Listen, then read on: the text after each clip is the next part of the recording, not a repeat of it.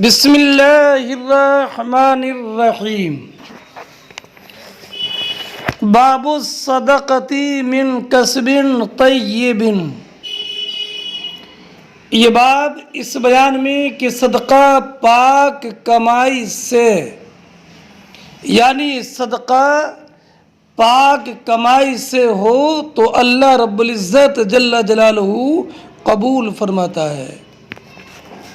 حرام کمائی سے ہو تو وہ صدقہ اللہ رب العزت کی بارگاہ میں قابل قبول نہیں ہے۔ لقوله وَيُرْبِ الصَّدَقَاتِ وَاللَّهُ لَا يُحِبُّ كُلَّ كَفَّارٍ أَثِيمٍ۔ إِنَّ الَّذِينَ آمَنُوا وَعَمِلُوا الصَّالِحَاتِ وَأَقَامُوا الصَّلَاةَ وَآتَوُا الزَّكَاةَ لهم اجرهم عند ربهم ولا خوف عليهم ولا هم يحزنون۔ لقوله، اس لیے کہ اللہ رب العزت جل جلالہ نے ارشاد فرمایا وَيُرْبِ الصَّدَقَاتِ، اس سے پہلے آیت کا حصہ ہے يَمْحَقُ اللَّهُ الرِّبَا وَيُرْبِ الصَّدَقَاتِ، اللہ ہلاک کرتا ہے سود کو، وَيُرْبِ الصَّدَقَاتِ، اور بڑھاتا ہے خیرات کو، یعنی اس کو زیادہ کرتا ہے، اس میں برکت فرماتا ہے دنیا میں اور آخرت میں اس کا اجر و ثواب بڑھاتا ہے۔ اب اس آیت مبارکہ سے یہ استدلال کہ اللہ رب العزت مال طیب ہی سے صدقہ قبول فرماتا ہے، یہ کس طریقے سے ہوگا؟ تو کسب طیب جو ہے وہ حلال کمائی یہ کسب طیب۔ اللہ رب العزت نے ارشاد فرمایا انفقوا من طیبات ما کسبتم، کہ جو اپنی حلال کمائیوں میں سے خرچ کرو، وَكُلُوا مِن طَيِّبَاتِ مَا رَزَقْنَاكُمْ، اور جو ہم نے تم کو حلال چیزیں عطا فرمائی ان میں سے کھاؤ۔ اس سے معلوم ہوا کہ طیب کسب طیب حلال ہے، اور ظاہر سی بات ہے کہ اللہ رب العزت جل جلالہ حرام مال کو قبول نہیں فرماتا، اس لیے کہ وہ غیر مملوک ہے، غیر مملوک کا تصدق جائز نہیں ہے، اور جب غیر مملوک میں تصدق ممنوع ہے تو لا محالہ اس کا صدقہ کرنا بھی جائز نہیں ہوگا، اس لیے کہ مال حرام میں تصرف ممنوع، اور اللہ رب العزت نے صدقے کا حکم دیا انفقوا من طیبات ما کسبتم، تو یہاں پر صدقے کا حکم ہے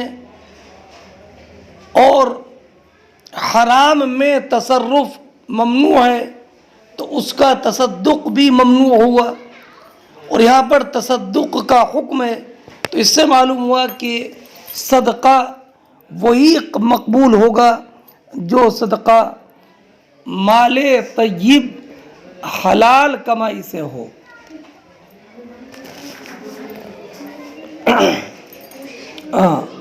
قرآن کریم ارشاد فرماتا ہے وَلَا تَيَمَّمُوا الْخَبِيثَ مِنْهُ تُنْفِقُونَ، کہ جو مال خبیث ہے اس کے انفاق کا قصد نہ کرو۔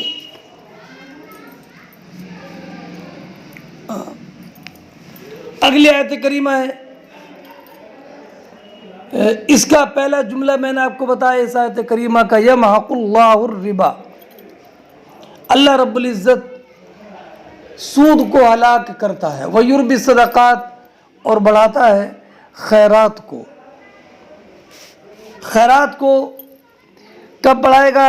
جب کہ وہ حلال کمائی سے ہو، اس لیے کہ ربا کو تو اللہ رب العزت مٹاتا ہے، اس لیے کہ وہ حرام ہے۔ تو صدقہ تبھی بڑھائے گا جب کہ وہ مال طیب حلال کمائی سے ہو۔ واللہ لا يحب كل کفار اثیم، اور اللہ رب العزت کو پسند نہیں آتا کوئی ناشکرا بڑا گناہ گار۔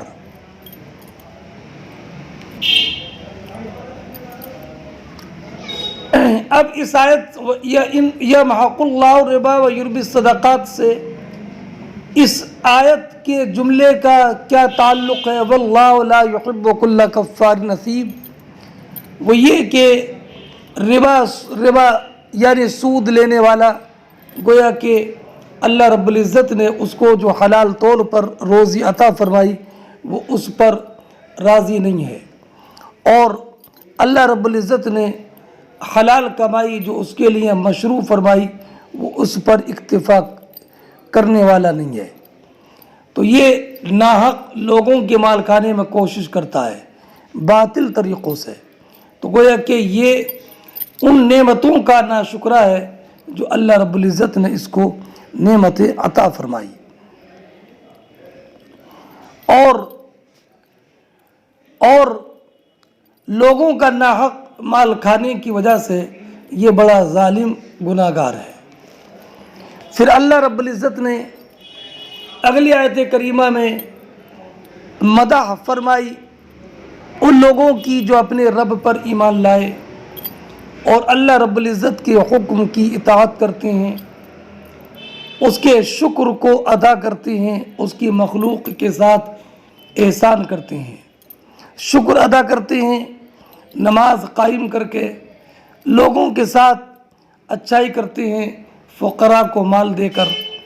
فرماتا قرآن ان الذین آمنوا وعملوا الصالحات وقاموا الصلاة وآتوا الزکاة، بے شک وہ جو ایمان لائے اور اچھے کام کیے اور نماز قائم کی اور زکوٰۃ دی، ان کا نیک اجر ان کے رب کے پاس ہے۔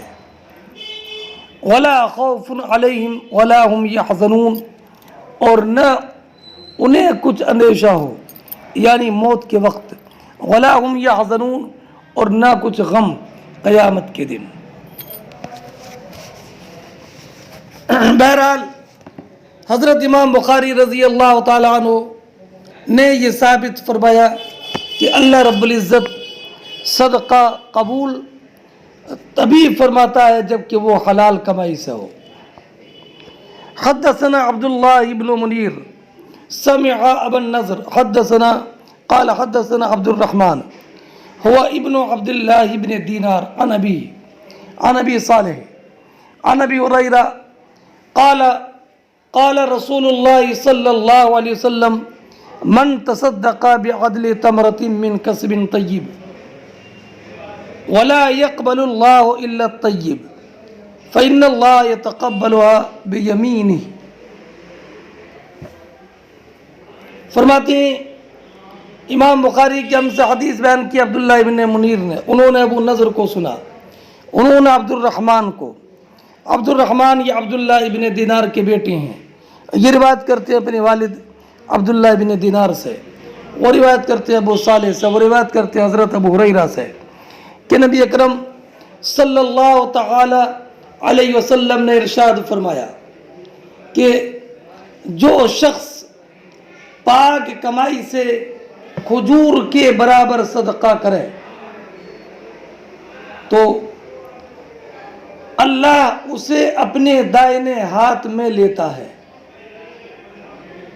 اور بیچ میں جملہ معترضہ ہے وَلَا يَقْبَلُ اللَّهُ إِلَّا الطَّيِّبَ، اللہ صرف پاک ہی کو قبول فرماتا ہے، یہی محل ترجمہ ہے۔ اللہ صرف پاک ہی کو قبول فرماتا ہے۔ اب جو سرکار نے یہ ارشاد فرمایا کہ جو انسان ایک کھجور کے برابر پاک کمائی سے صدقہ کرتا ہے تو اللہ رب العزت اسے اپنے دائنے ہاتھ میں لیتا ہے۔ اللہ رب العزت ہاتھ سے پاک ہے، نہ اس کے لیے دائنا ہاتھ نہ بائیں ہاتھ۔ تو اب یہاں پر جو فرمایا کہ اپنے دائیں ہاتھ میں لیتا ہے،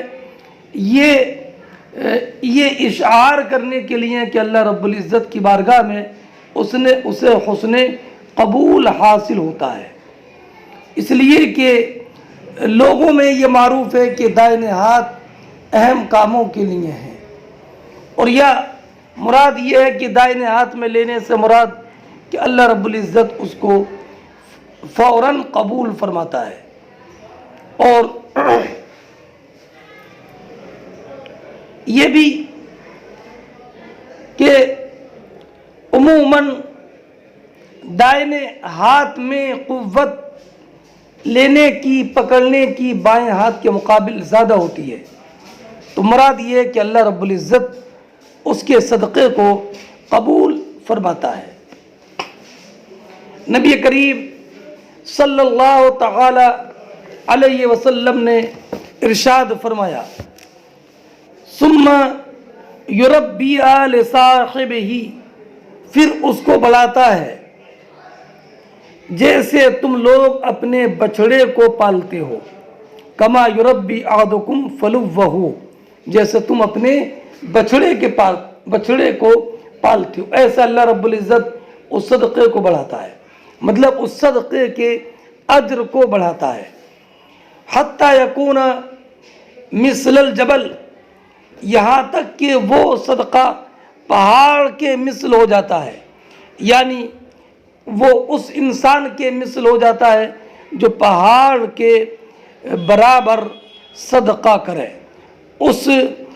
ایک پاک کمائی سے ایک کھجور کے برابر صدقہ کرنے والے کا اجر ایک پہاڑ کے مثل صدقہ کرنے والے کے برابر ہو جاتا ہے۔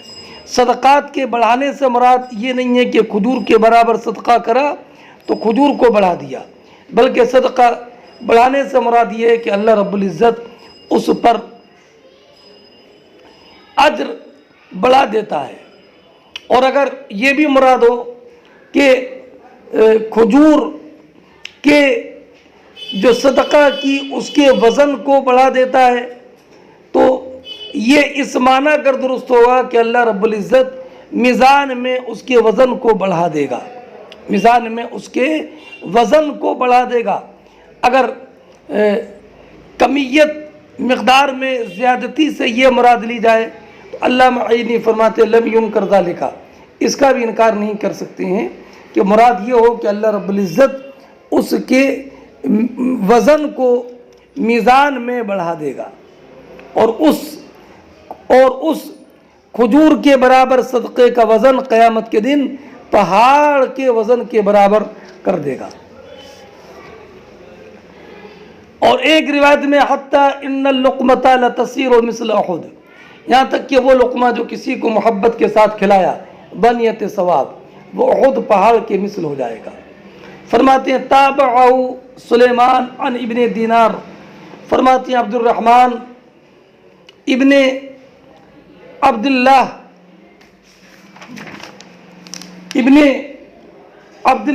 ابن دینار کی متابعت کی ہے۔ عبداللہ ابن دینار سے اس حدیث کو روایت کرنے میں سلیمان ابن ہلال نے، کہ سلیمان ابن ہلال نے بھی روایت کیا عبداللہ ابن دینار عن ابی صالح عن ابی ہریرہ، وقال ورقہ عن ابن دینار عن سعید ابن یسار عن ابی ہریرہ رضی اللہ تعالی عنہ عن النبی صلی اللہ علیہ وسلم۔ ورقہ ابن عمر نے بھی عبداللہ ابن دینار سے روایت کی ہے، مگر فرق یہ ہے کہ سلیمان نے عبداللہ ابن دینار کا شیخ ابو صالح کو بتایا عن ابی صالح، اور ورقہ نے عبداللہ ابن دینار سے روایت کی تو عبداللہ ابن دینار کے شیخ صالح کی جگہ پر سعید ابن یسار کو بیان کیا، اور یہ کہا عن ابن دینار عن سعید ابن یسار عن ابی ہریرہ، یعنی سلیمان اور عبد الرحمن دونوں کی روایت میں عبداللہ ابن دینار نے روایت کی ابو صالح سے، اور ابو صالح نے ابو ہریرہ سے، اور ورقہ نے جو روایت کی عبداللہ ابن دینار سے، تو عبداللہ ابن دینار کے شیخ صالح نہیں ہیں، ابو صالح نہیں ہیں، بلکہ انہوں نے اس کو عبداللہ ابن دینار کا جو شیخ بتایا ہے وہ سعید ابن یسار، اور سعید ابن یسار نے روایت کی حضرت ابو ہریرہ سے۔ ورواه مسلم بن ابی مریم وزید بن اسلم وسہیل عن صالح عن ابی ہریرہ، فرماتے ہیں مسلم ابن ابی مریم، زید ابن اسلم، سہیل، ان تینوں حضرات نے روایت کی ہے ابو ہریرہ سے بواسطہ ابو صالح، جیسے کہ سلیمان اور عبد الرحمن نے حضرت ابو ہریرہ رضی اللہ تعالی عنہ سے روایت کی ابو صالح کے واسطے سے، پھر حضرت عمرو ابن دینار کے واسطے سے، عبداللہ ابن دینار کے واسطے سے، اور انہوں نے جو روایت کی ہے مسلم ابن ابی مریم، زید ابن اسلم اور سہیل نے، انہوں نے بھی روایت کی ابی صالح سے، انہوں نے حضرت ابو ہریرہ سے، یعنی سعید ابن یسار سے نہیں، گویا کہ سعید ابن یسار عن ابی ہریرہ کی روایت میں قبل الرد، یہ باب اس بارے میں کہ صدقہ دینا رد کرنے سے پہلے، یعنی اس باب میں اس بات پر ابھارنا ہے کہ صدقہ دو قبل اس کے کہ جس پر صدقہ کرو وہ صدقہ قبول کرنے سے انکار کرے، یعنی ایسا وقت آئے کہ کوئی صدقہ لینے والا نہ ہو، اس لیے کہ نبی کریم صلی اللہ تعالی علیہ وسلم نے خبر دی کہ ایک ایسا وقت بھی آئے گا کہ صدقے کے محتاج فقراء مفقود ہو جائیں گے، اور غنی اپنے صدقے کا مال لے کر گھومے گا اور کوئی اسے قبول کرنے والا نہ ہوگا، اور کوئی مرد یہ کہے گا کل لے آتے تو قبول کر لیتا، آج مجھے صدقے کی کوئی حاجت نہیں ہے۔ حدثنا آدم قال حدثنا شعبہ قال حدثنا معبد بن خالد قال سمعت حارثة بن وهب قال سمعت النبي صلی اللہ علیہ وسلم یقول تصدقوا فإنه يأتيكم عليكم زمان يمشي الرجل بصدقته فلا يجد من يقبلها يقول الرجل لو جئت بها بالأمس لقبلتها فأما اليوم فلا حاجة لی بها۔ نبی اکرم حضرت حارثہ ابن وہب کہتے ہیں کہ میں نے نبی اکرم صلی اللہ تعالی علیہ وسلم کو یہ کہتے ہوئے سنا، اے لوگو صدقہ نکالو، اس لیے کہ عن قریب، اس لیے کہ تم پر ایسا زمانہ آئے گا کہ انسان اپنے صدقے کا مال لے کر نکلے گا اور کوئی صدقہ قبول کرنے والا نہیں ملے گا۔ کوئی کہے گا لو جئتا بہا بالامس لقبلتها، اگر تم یہ صدقہ کل لائے ہوتے تو لے لیتا، آج مجھے اس کی کوئی حاجت نہیں ہے۔ اللہ اکبر۔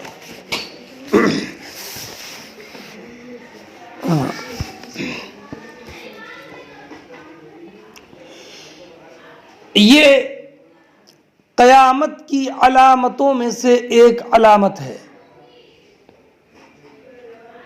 نا، کہ ایسا زمانہ آئے گا کہ مال کی کثرت ہو جائے گی اور کوئی دوسرے کی طرف سے صدقہ قبول کرنے کے لیے تیار نہیں ہوگا، اور ایسا بھی کہ زمین اپنے خزانے کھول دے گی اور خزانوں کی اتنی کثرت ہوگی کہ کوئی صدقہ قبول کرنے والا نہیں ہوگا۔ اس حدیث میں صدقے پر ابھارنا ہے اور ترغیب دینا ہے کہ صدقہ کرو جب تک اس کے مستحقین موجود ہوں۔ کہ ایسا نہ ہو کہ وہ زمانہ آ جائے جس میں کوئی صدقہ لینے والا نہ ہو۔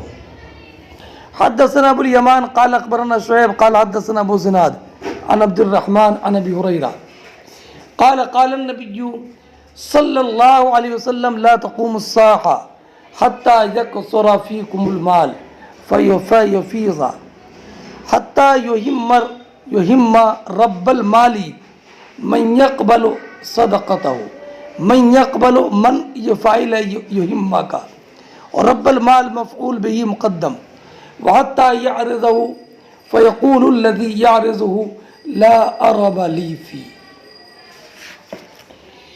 امام بخاری فرماتے ہیں کہ ہم سے حدیث بیان کی ابو الیمان نے، انہوں نے کہا کہ ہمیں خبر دی شعیب نے، انہوں نے کہا کہ ہم سے حدیث بیان کی ابو زناد نے، انہوں نے روایت کی عبد الرحمن سے، وہ روایت کرتے ہیں ابو ہریرہ سے کہ حضرت ابو ہریرہ رضی اللہ تعالی عنہ نے فرمایا کہ نبی اکرم صلی اللہ تعالی علیہ وسلم نے ارشاد فرمایا قیامت قائم نہیں ہوگی جب تک کہ مال کی بہتات نہ ہو جائے، فیفیضا تو وہ مال بہنے لگے گا، یہاں تک کہ مال والے کو یہ فکر رہے گی کہ اس کا صدقہ کون قبول کرے گا، یہاں تک کہ وہ کسی کو دینا چاہے تو وہ یہ کہے گا لا ارب لی، مجھے کوئی ضرورت نہیں، اللہ اکبر، مجھے کوئی ضرورت نہیں، یہ کہے گا۔ اب رہا یہ کہ صحابہ کرام علیہم الرحمت والرضوان کے زمانے میں بھی تو یہ حال پایا گیا کہ انہیں صدقہ اگر کوئی دیتا تو اس کو قبول کرنے سے انکار کر دیتے۔ تو علامہ عینی نے فرمایا کہ یہ کثرت مال کی وجہ سے نہیں تھا، بلکہ ان کے دنیا سے اعراض اور دنیا سے بے نیازی کی وجہ سے تھا، اور وہ صدقہ قبول کرنے سے اعراض کرتے حالانکہ ان کے پاس مال کی قلت ہوتی اور ان کو مال کی حاجت شدید ہوتی۔ یہ جو قیامت کی علامت ہے کہ صدقہ قبول نہیں کرے گا، تو وہ اس کی علت دنیا سے بے رغبتی نہیں بلکہ مال کی بے پناہ کثرت ہے۔ حدثنا عبداللہ ابن محمد حدثنا ابو عاصم النبیل قال حدثنا سعدان بن بشر قال حدثنا ابو مجاہد قال حدثنا محل بن خلیفہ الطائی قال سمعت عدی بن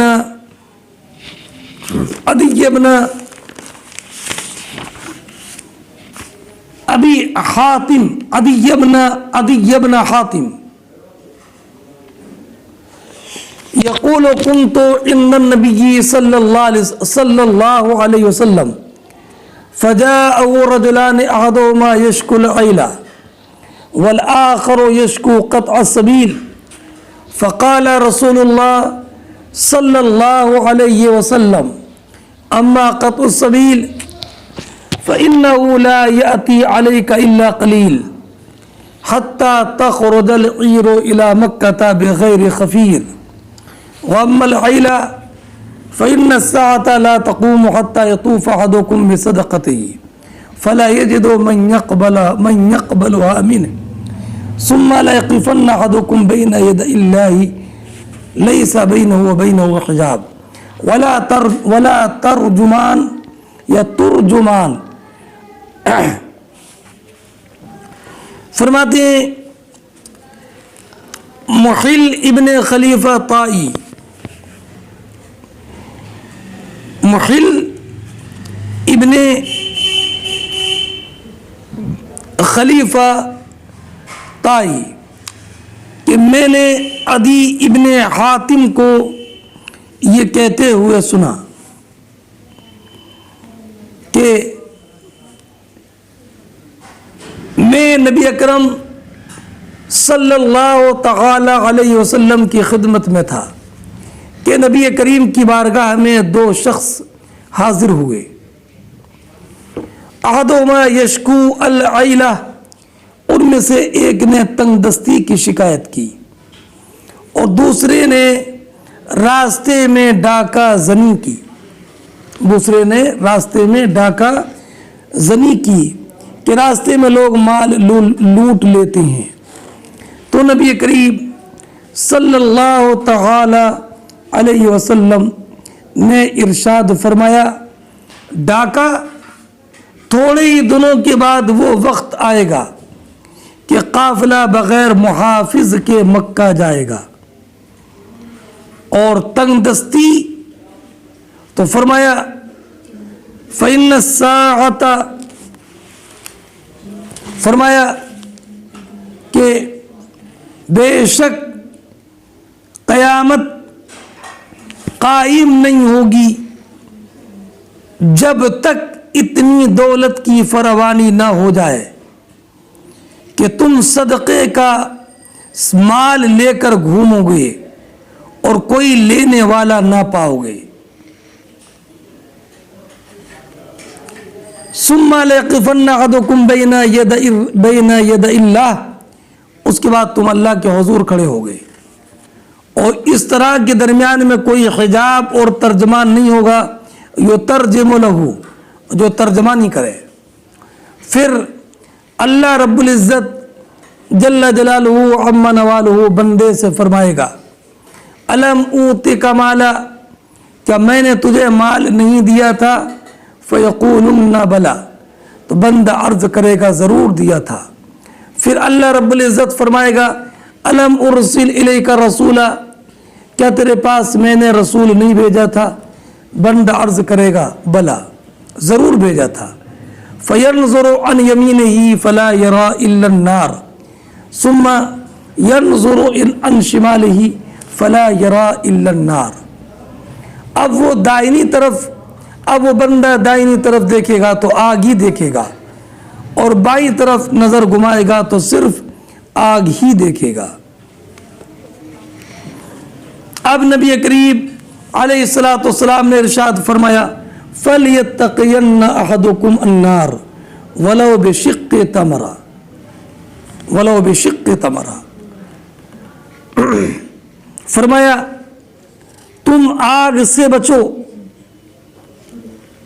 تم آگ سے بچو، وَلَوْ بِشِقِّ تَمْرَةٍ، اگرچہ کھجور کا ایک ٹکڑا دے کر، فَإِن لَّمْ يَجِدْ فَبِكَلِمَةٍ طَيِّبَةٍ، اور اگر یہ بھی نہ ملے، صدقہ کرنے کے لیے تمہارے پاس ایک کھجور کا ٹکڑا بھی نہ ہو، تو اچھی بات کہہ کر، اچھی بات کہو، اچھی بات کہو، یعنی اگر تم میں سے کوئی ایسی چیز نہ پائے کہ جو محتاج پر صدقہ کرے، تو اس کو، محتاج کو اچھی بات کہہ کر کے واپس کرے۔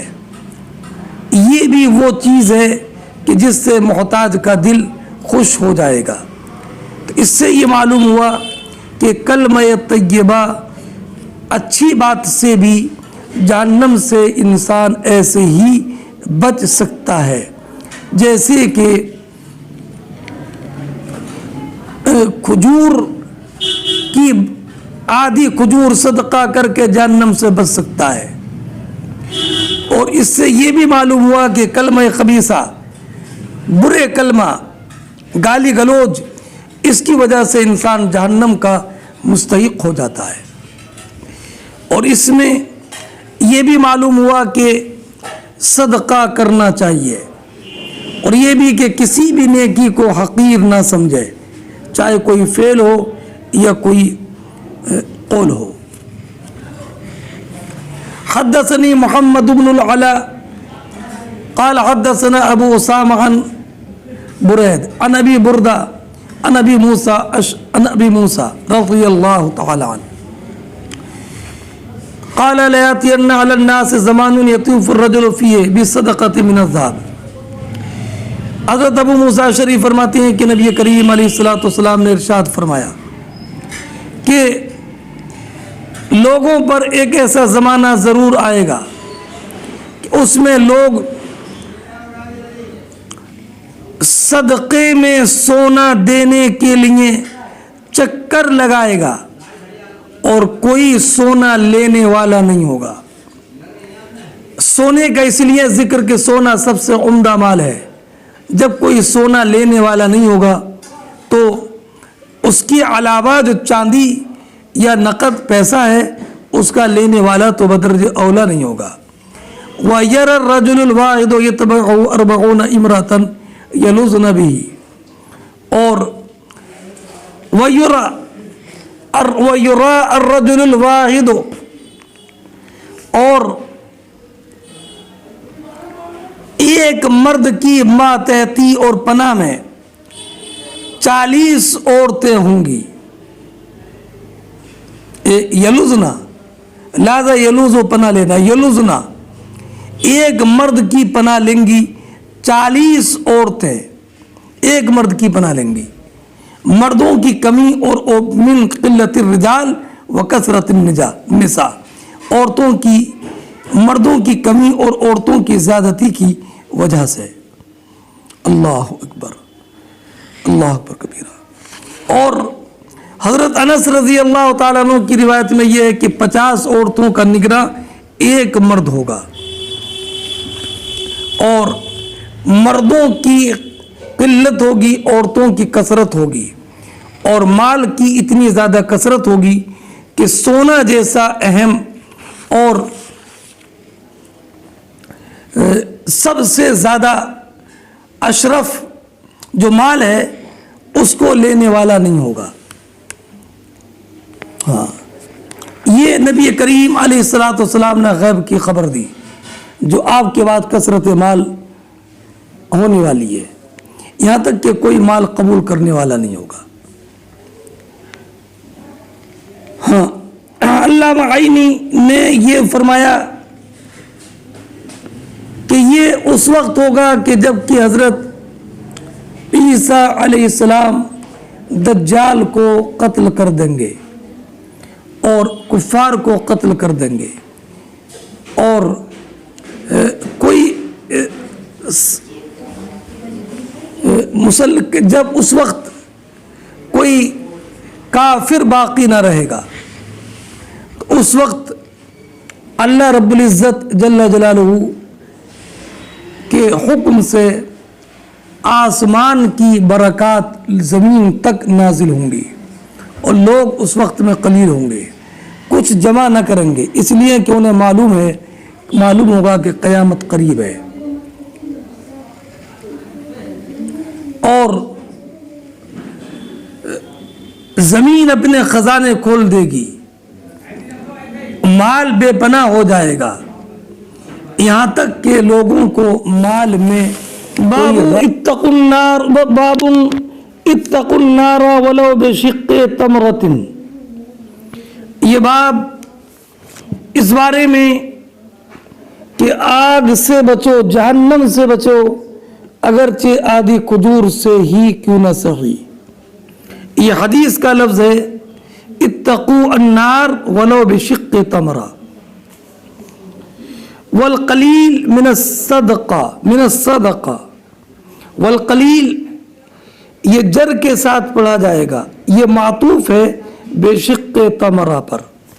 مانا نہ آگ سے بچو ولو بالقلیل من الصدقہ اگرچہ قلیل صدقے ہی سے کیوں نہ صحیح. اور قلیل یہ شامل ہے آدھی کھجور کو بھی اور اس کے غیر کو بھی. تو یہ عطف العام علی الخاص کے قبیل سے ہے. وَمَثَلُ الَّذِينَ يُنْفِقُونَ أَمْوَالَهُمُ ابْتِغَاءَ مَرْضَاتِ اللَّهِ وَتَثْبِيتًا مِنْ أَنفُسِهِمْ وَإِلَى قَوْلِهِ وَمِنْ كُلِّ الثَّمَرَاتِ. امام بخاری رضی اللہ تعالیٰ عنہ نے یہ آیت ذکر فرمائی اس لیے کہ یہ آیت کا مضمون قلیل اور کثیر، قلیل خرچ اور کثیر خرچ، قلیل صدقہ کثیر صدقہ دونوں پر مشتمل ہے. میں پوری آیت کریمہ کا پہلے ترجمہ کرتا ہوں یہ آیت سورہ بقرہ کی ہے. وَمَثَلُ الَّذِينَ يُنْفِقُونَ أَمْوَالَهُمُ ابْتِغَاءَ مَرْضَاتِ اللَّهِ وَتَثْبِيتًا مِّنْ أَنفُسِهِمْ كَمَثَلِ جَنَّةٍ بِرَبْوَةٍ أَصَابَهَا وَابِلٌ فَآتَتْ أُكُلَهَا ضِعْفَيْنِ فَإِن لَّمْ يُصِبْهَا وَابِلٌ فَطَلٌّ وَاللَّهُ بِمَا تَعْمَلُونَ بَصِيرٌ. اور ان کی مثال کہاوت جو اپنے مال اللہ کی رضا چاہنے میں خرچ کرتے ہیں. اموالہم ينفقون اموالہم جو اپنے مال اللہ کی راہ میں خرچ کرتے ہیں. تو مال یہ مطلق ہے، قلیل اور کثیر دونوں کو شامل ہے. اس میں صدقے پر ابھارنا ہے، اسی اعتبار سے اس کو باب سے مناسبت ہے. ان کی کہاوت جو اپنے مال اللہ کی رضا حاصل کرنے میں خرچ کرتے ہیں. وَتَثْبِيتًا مِّنْ أَنفُسِهِمْ اور اپنے دل جمانے کو خرچ کرتے ہیں. اپنے دل جمانے میں کس میں؟ رائے خدا میں خرچ کرنے پر دل جمانے میں خرچ کرتے ہیں. کَمَثَلِ جَنَّةٍ اس باغ کے مثل ہے، بے ربوۃ جو بھوڑ پر ہو، یعنی اوپر تو کچھ ریتیلی زمین پر ہو. اصابها وابل فآتت اکلها ضعفین اس پر اگر زور کا پانی پڑا تو وہ دگنے میوے لایا. فإن لم يصبها وابل اور اگر زور کا می اسے نہ پہنچے، تیز بارش نہ بھی ہو، فطل تو اسے شبنم اوس کافی ہے. واللہ بما تعملون بصیر اور اللہ تعالی تمہارے کام دیکھ رہا ہے. یہ مومن مخلص کے اعمال کی ایک مثال ہے کہ جس طرح بلند خطے کی بہترین زمین کا باغ ہر حال میں خوب پھلتا ہے، خواہ بارش کم ہو یا زیادہ، ایسے ہی با اخلاص مومن کا صدقہ اور انفاق کم ہو یا زیادہ اللہ اس کو بڑھاتا ہے. أَيَوَدُّ أَحَدُكُمْ أَن تَكُونَ لَهُ جَنَّةٌ مِّن نَخِيلٍ وَعَنَبٍ تَجْرِي مِن تَحْتِهَا الْأَنْهَارُ کیا تم میں سے کوئی اسے پسند رکھے گا؟ یعنی کوئی پسند نہ کرے گا، کیونکہ یہ بات کسی عقل مند آدمی کو گوارا کرنے کے لائق نہیں ہے. کیا پسند رکھے گا کہ اس کے پاس ایک باغ ہو کھجور اور انگور کا، جس کے نیچے ندیاں بہتی ہیں. لہو فیہا من کل الثمرات اس کے لیے اس میں ہر قسم کے پھولوں سے پھلوں سے ہیں. وَأَصَابَهُ الْكِبَرُ اور اسے بڑھاپا آیا. وَلَهُ ذُرِّيَّةٌ ضُعَفَاءُ اور اس کے ناتوا بچے ہیں. فَأَصَابَهَا حِصَارٌ فِيهِ نَارٌ فَاحْتَرَقَتْ تو اس پر ایک آگ کا بگولا آیا تو وہ جل گیا.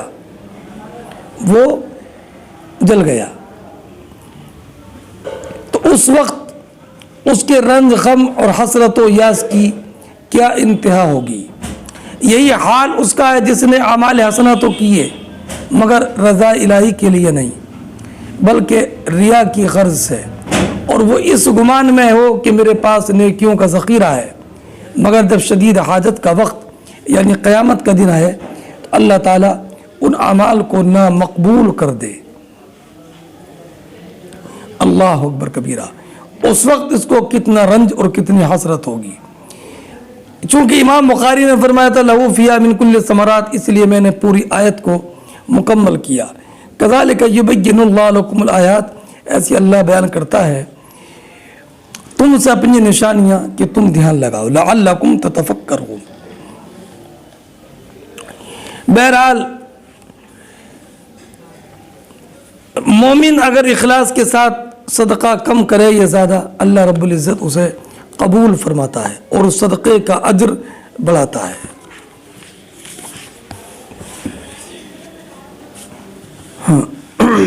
حدثنا ابو قدامہ قال قدامہ عبید اللہ ابن سعید قال حدثنا ابو النعمان هو الحكم ابن عبد الله البصری قال حدثنا شعبة عن سلیمان عن ابی وائل عن ابی مسعود قال لما نزلت آیت الصدقہ كنا نحامل فجاء رجل فتصدق بشيء كثير فقالوا مراء وجاء رجل فتصدق بصاع فقالوا إن الله لا غني عن الصاع عن صاع هذا فنزلت والذين يلمزون المطوعين من المؤمنين الذين يلمزون المطوعين من المؤمنين في الصدقات والذين لا يجدون إلا جهدهم فيسخرون منهم سخر الله منهم ولهم عذاب أليم. حضرت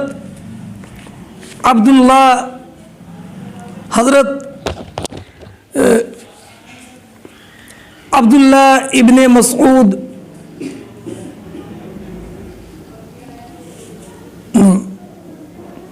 امام بخاری فرماتے ہیں کہ ہم سے حدیث بیان کی ابو قدامہ نے، انہوں نے کہا کہ ہم سے حدیث بیان کی ابو نعمان نے، انہوں نے کہا کہ ہم سے حدیث بیان کی شعبہ نے، انہوں نے روایت کی حضرت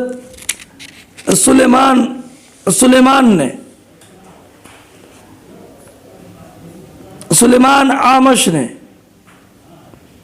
انہوں نے کہا کہ ہم سے حدیث بیان کی ابو وائل شقیق ابن سلمہ نے، انہوں نے کہا کہ ہم سے حدیث بیان کی ابو مسعود انصاری نے، ان کا نام عقبہ ہے، ابو مسعود انصاری کا. وہ کہتی ہیں کہ جب آیت صدقہ نازل ہوئی، آیت صدقہ کیا؟ خذ من اموالہم صدقۃ تطہرہم، جب یہ آیت صدقہ نازل ہوئی تو کنا نحامل، تو ہم بار برداری کرتے تھے.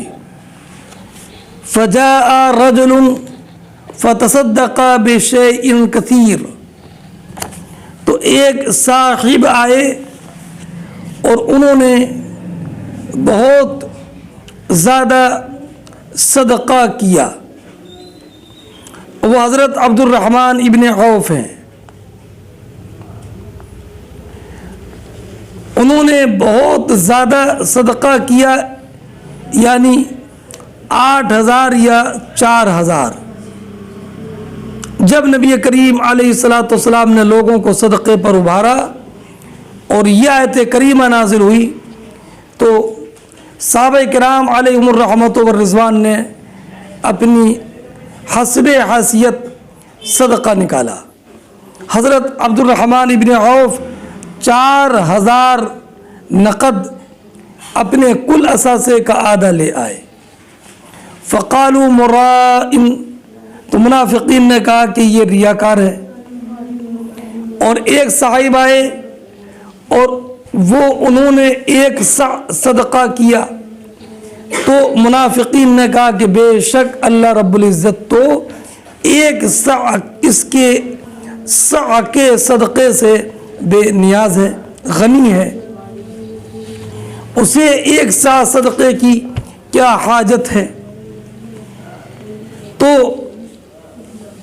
یہ آیت کریمہ نازل ہوئی الذین یلمزون المطوعین من المؤمنین فی الصدقات، اور وہ جو عیب لگاتے ہیں ان مسلمان کو کہ دل سے خیرات کرتے ہیں، والذین، اور ان کو عیب لگاتے ہیں جو نہیں پاتے مگر اپنی محنت سے، فیسخرون منہم، تو ان سے ہنستے ہیں، سخر اللہ من، اللہ ان کی ہنسی کی سزا دے گا اور ان کے لیے دردناک عذاب ہے، دردناک عذاب ہے.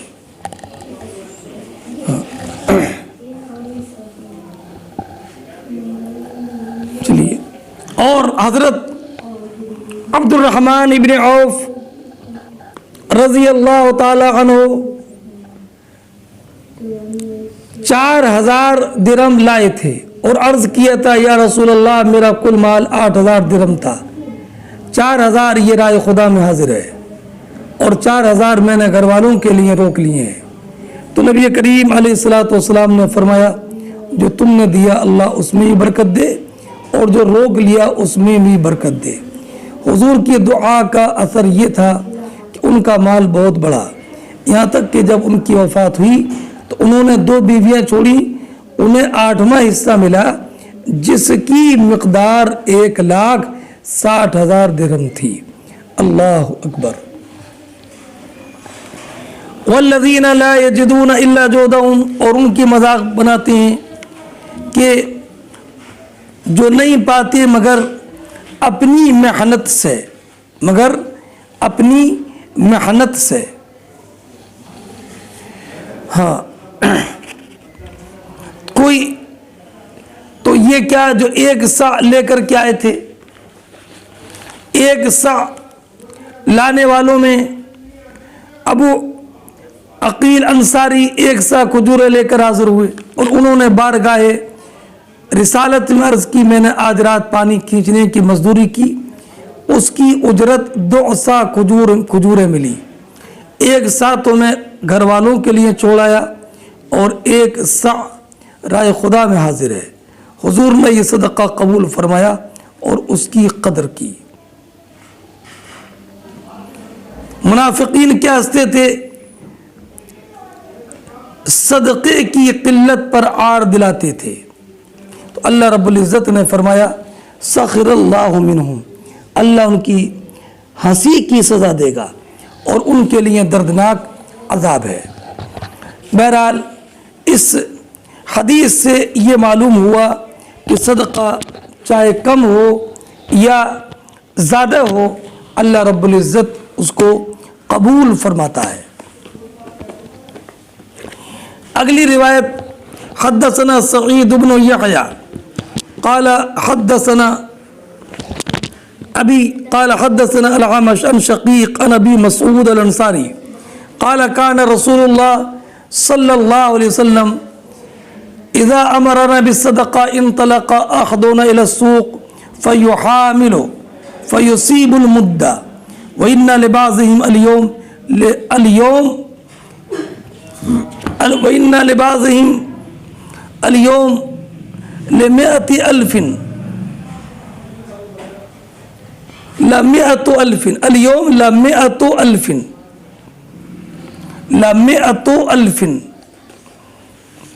فرماتے ہیں حضرت ابو مسعود انصاری رضی اللہ تعالیٰ عنہ کہ نبی کریم صلی اللہ تعالیٰ علیہ وسلم جب ہم کو صدقے کا حکم دیتے تھے، جب صدقے کا حکم دیتے جب نبی کریم علیہ السلام نے ہم کو صدقے کا حکم دیا تو ہم بازار جاتے اور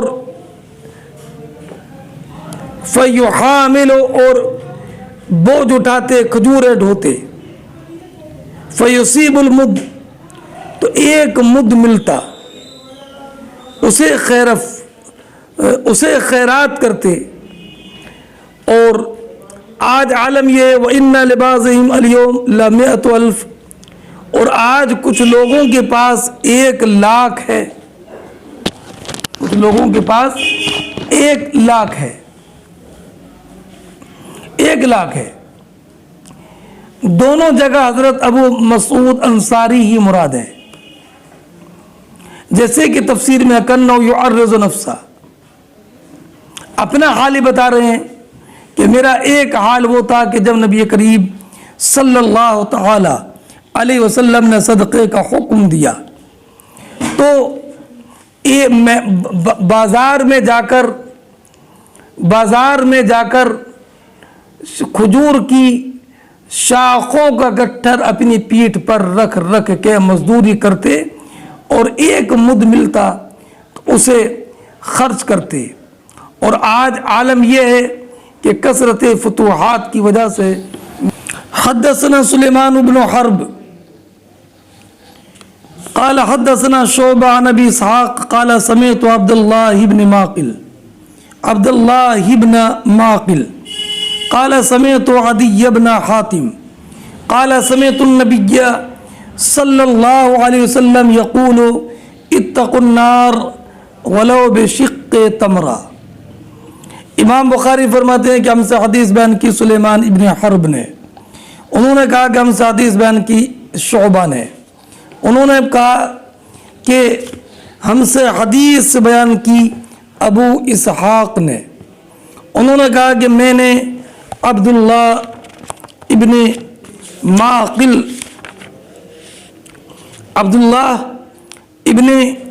معقل کو سنا.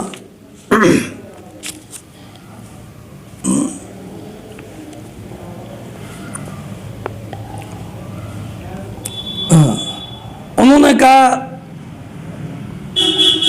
کہ میں نے عدی ابن حاتم کو سنا کہ انہوں نے کہا کہ میں نے نبی کریم صلی اللہ تعالی علیہ وسلم کو یہ ارشاد فرماتے ہوئے سنا اتقوا النار ولو بشق تمرہ.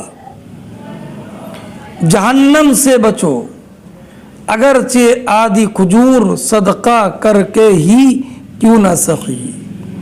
جہنم سے بچو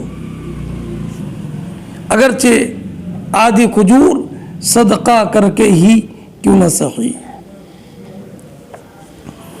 اور ایک روایت میں یہ ہے کہ سرکار نے فرمایا اجعلوا بینکم وبین النار حجابا ولو بشق تمرہ.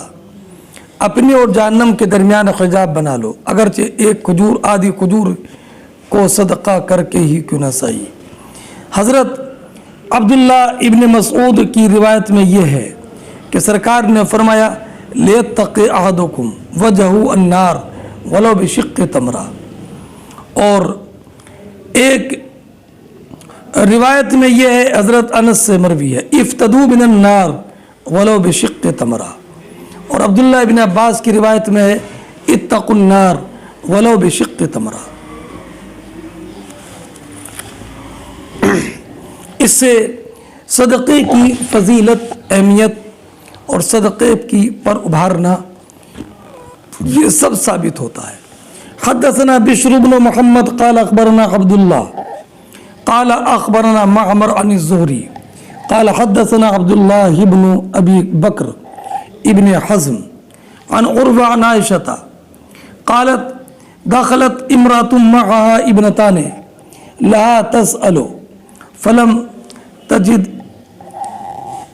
عندي شيئا غير تمرة فأعطيتها إياها فقسمتها بين ابنتيها ولم تأكل منها ثم قامت فخرجت فدخل النبي صلى الله عليه وسلم علينا فأخبرته فقال من ابتلي من هذه البنات بشيء كن له سترا من النار.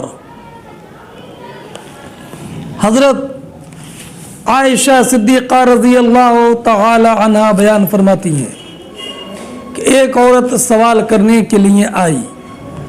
اس کے ساتھ 2 بچیاں تھیں. فلم تجد عندی شیء غیر تمرہ.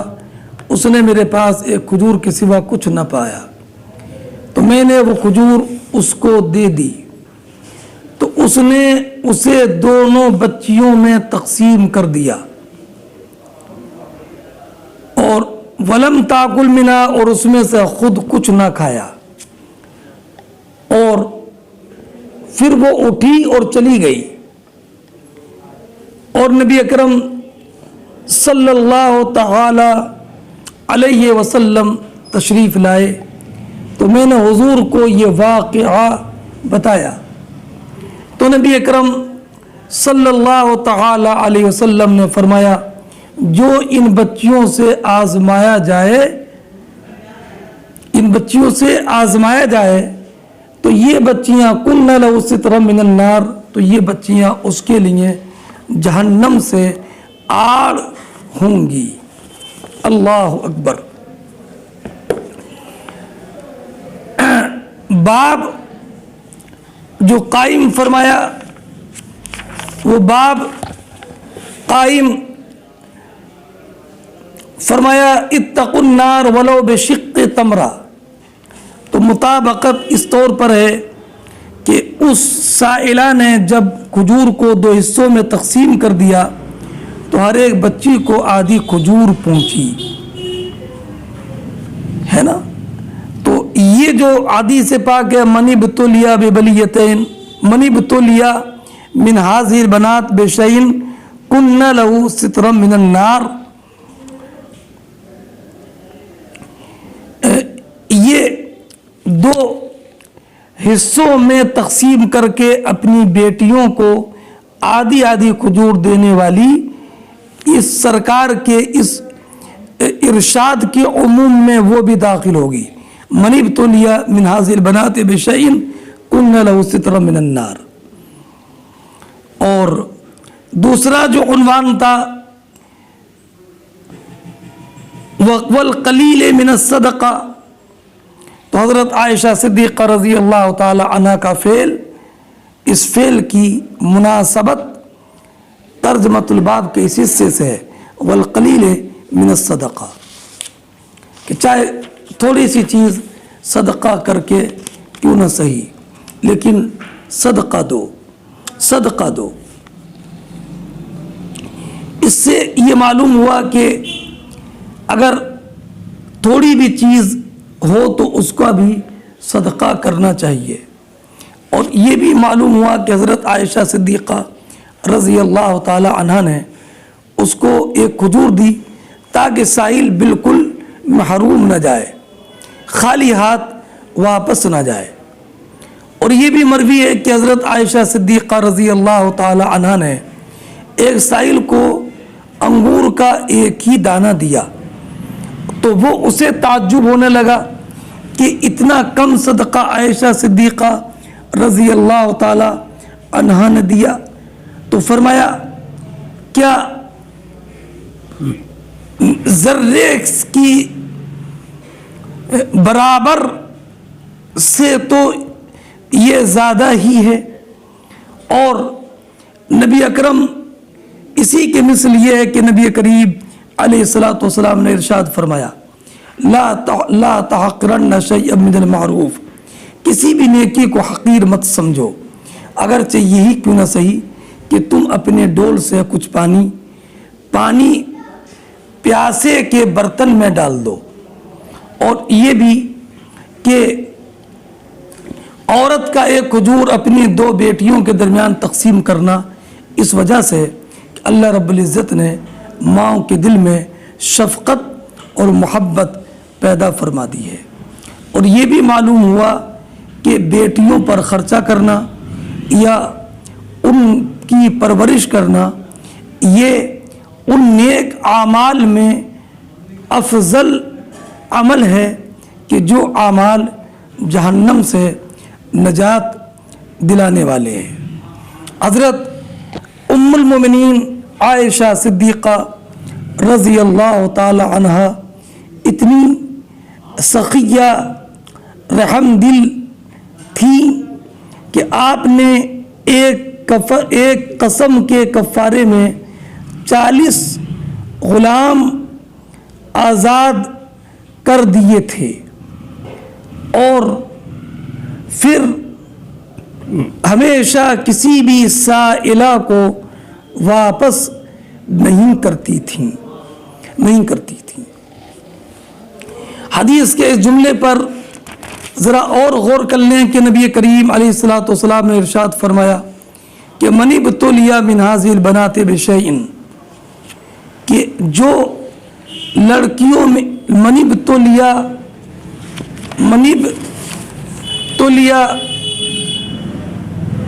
من هذه البنات بشیء، جو ان لڑکیوں میں سے کسی بھی لڑکی سے آزمایا جائے، ان لڑکیوں میں سے، تو اس میں اشارہ ہے کہ جن لڑکیوں کا ذکر کیا کہ جو لڑکیاں پریشان تھیں اور فاقے سے گزر رہی تھیں، ان کی والدہ بھی بہت زیادہ پریشان تھی، اور پھر بھی اس عورت نے ایک کھجور جو ملی اسے اپنی بچیوں کو دے دیا اور خود اس میں سے کچھ نہیں کھایا، جو اس طریقے کی آزمائش کے دور سے گزرے تو اس کے لیے بچیاں جہنم سے آڑ ہو جاتی ہیں۔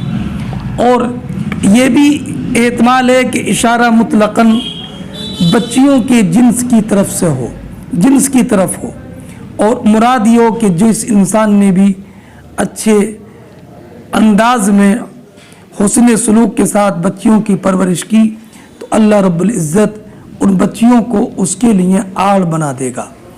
اور اس حدیث میں یہ جو فرمایا کہ جو آزمایا جائے منی بتولیا، جو ان کے بچیوں کے امور میں سے کسی امر سے آزمایا جائے تو اس کا نام آزمائش اس لیے رکھا کہ چونکہ اہل عرب اس زمانے میں بچیوں کی پرورش کو اپنے لیے بڑا بار اور اپنے لیے بہت ناپسندیدگی کی چیز سمجھتے تھے، یہاں تک کہ آپ نے پڑھا ہے کہ بچیوں کو زندہ درگور کر دیا کرتے تھے، اور وہ بچیوں کو زندہ درگور کرنا اسی وجہ سے تھا کہ وہ بچیوں کو ناپسند کرتے تھے، بلکہ اگر کسی کے ہاں بچی کی پیدائش کی خبر ملتی تو اس کا چہرہ بالکل، اس کا چہرے پر بالکل آثار کراہت ظاہر ہو جاتے